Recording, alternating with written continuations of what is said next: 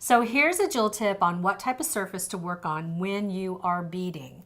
Now, as you may have noticed, I tend to work on a basic beading mat. It's just a piece of nice velvet type of texture material. And so pretty much that's what I work on.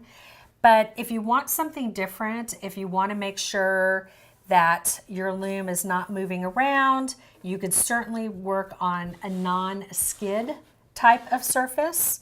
And let me show you what that kind of feels like. So if I take my loom, you can see that it really doesn't move around too much. But keep in mind, this is a plastic portable loom, so it does like to wiggle like its mama.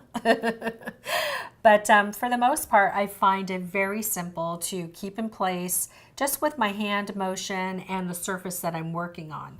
Now, another thing you could do is you could take some blue painter's tape, just roll it up a little bit, and poof, put it down on your surface, and it usually just stays really nice and secure to the table.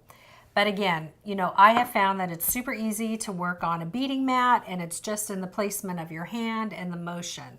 So practice, see what works for you best, but it's always most successful if it's a non-skid surface.